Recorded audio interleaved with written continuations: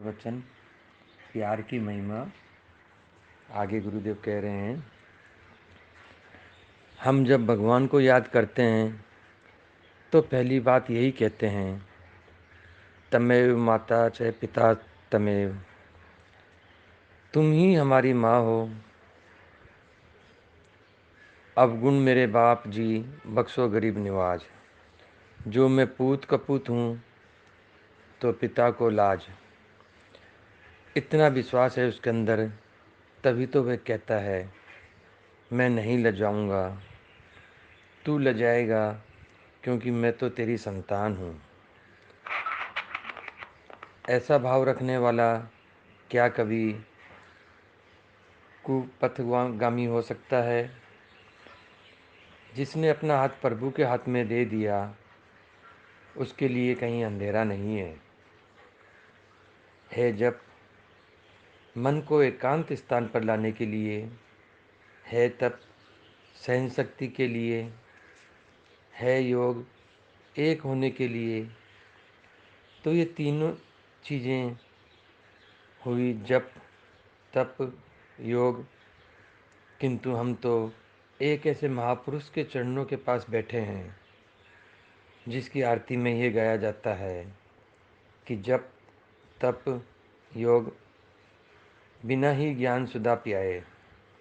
मैं अपने बच्चों को न जप करने दूं, न तप करने दूं, न योग करने दूं, और ज्ञान रूपी अमृत का पान करवाता हूँ। हमने उसमें थोड़ा सा एक शब्द बदल दिया है और हम ये कहते हैं कि जब तप योग बिना ही भाव सुधा पियाए, भाव रूपी अमृत का पान सदगुरु की कृपा से करवाया जाता है। जब किसी को ध्यान लगाने की बात कही जाती है तो वह पूछता है, ये कैसा ध्यान है जो लगाना पड़ता है? ध्यान कैसे लगाना पड़ता है? ये माँ से पूछो, ये बच्चे से पूछो। माँ का ध्यान है बच्चे का, तो क्या प्रभु का ध्यान नहीं है भक्त का? भगवान हमारी माँ है, पिता है, सब कुछ है, किंतु केवल कथन मात्र से होता नहीं। दिल देना पड़ेगा, हृदय में भावना रखनी होगी। लोग कहते हैं पहले काम छोड़ो, क्रोध छोड़ो, किंतु वह तो प्यार में इतना सरोवर कर देता है मनुष्य को कि क्रोध करने के लिए उसके पास समय ही नहीं रहता। सबते ही सब छूटते जाते हैं, लेकिन बेचारी दुनिया कैसे माने। आज प्रभात में एक बहन आई और अपनी समझ की दूर दूर की बातें कहने लगी। भीतर से मैं हंसता था और ऊपर से मैं शांत होकर उसकी बातें सुन रहा था। कभी कभी ऐसा होता है कि ज्ञान हुआ नहीं, यह तो एक तरफ अलग बात है, किंतु ज्ञान का अभिमान अवश्य हो गया और ये और भी खतरनाक है। पैसा हो तब तो पैसा वाला ठीक, और पैसा न हो और व्यर्थ में पैसे का अभिमान हो तो क्या हालत होगी उसकी। ये सत्संग के नाते ऐसे ऐसे प्रभु के भक्त मुझको मिल जाते हैं। एक बहन पहले आई थी, बोली तुम मेरे राम का नाम क्यों लेते हो? क्यों भाई, तेरा खरीदा हुआ राम है क्या जिसका नाम अन्य कोई नहीं ले सकता? भाई मैंने उससे कहा, जो सबके हृदय में रमण करे वही राम।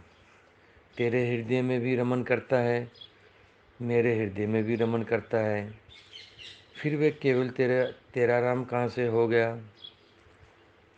राम को तो आज तक कोई बांध नहीं सका, भगवान को कोई बांध सकता है? मीरा जब चली, राणा घबरा उठा, क्रोधित हो गया, चिल्ला उठा। मीरा क्या कहती है, मुझे रोक सके ना कोई, मगन होए मीरा चली। आवो कोई रोकने वाला, देखे कौन रोकता है मुझे। रोकर नहीं, मगन होकर भगवान के नाम पर मस्त होकर मीरा आज जा रही है। ये है भगवान का प्यार। मीरा मरी नहीं, मीरा जीवित है। भक्तों के हृदय में, प्रेमियों के दिल में। आज भी मीरा के भजन गाने वाला जब भाव से भजन गाता है तो उसकी आंखों में प्रेम के आंसू आते हैं और हृदय के ऊपर उस छोटे से नंद दुलारे का एक रूप रहता है। शब्द के साथ साथ भाव अपने आप आता है और जब तक शब्द शब्द ही रहता है तब तक आप ये समझे कि कहीं कुछ नहीं। एक जीवित मनुष्य में और मिट्टी के मनुष्य में क्या अंतर है? एक मनुष्य है और एक उसकी आकृति। एक वास्तव में भक्त होता है और एक मिट्टी के पुतले की तरह केवल कहलाने वाला भक्त होता है। भक्त होगा वह तो झुक जाएगा, उसके हृदय में अभिमान कहाँ? अगर उसके भीतर अभिमान है तो फिर वह भक्त हो नहीं सकता। चाहे उसके गुरु महाराज कितने ही बड़े क्यों न हो, अभिमानी का सिर नीचा। पूछा भगवान से किसी ने, आप क्या खाते हैं? कहा उन्होंने, मैं तो अभिमानी का अभिमान ही खाता हूँ। रावण ने किया अभिमान, मुझे तो उसका अभिमान खाना पड़ा। कंस ने किया अभिमान, उसका अभिमान खाना पड़ा। यहाँ तक कि शिशुपाल ने 100 गालियाँ दी, मैं सुनता गया और 101 गाली दी कि उसकी शक्ति भी मुझ में मिलानी पड़ी। अब समय बहुत हो गया है, आज आपसे एक ही बात कही और वह यह है कि प्यार कर, पार कर। दो ही बातें तू, प्यार कर या पार कर। दुनिया में जितना सुगम रास्ता प्यार का है, उससे सुगम कोई अन्य रास्ता नहीं। आपके हाथ में बच्चा है, आपके हाथ में कहीं कोई मीठी चीज़ आ गई, आप बच्चे को खिला देते हैं और प्रसन्न होते हैं। क्या भक्त भी भगवान की पूजा करते हुए उतना ही प्यार देता है भगवान की प्रतिमा को जितना कि अपने बच्चे को? अगर ऐसी अवस्था उसकी बन गई है तो आप समझें कि वह भगवान के बहुत नज़दीक पहुंच गया है। हम तो केवल कर्तव्य पालन करते हैं, कर्तव्य बस आरती उतारते हैं, प्रसाद लगाते हैं, लेकिन वे प्यार नहीं जैसा कि हम बच्चे से करते हैं। हरि ओम।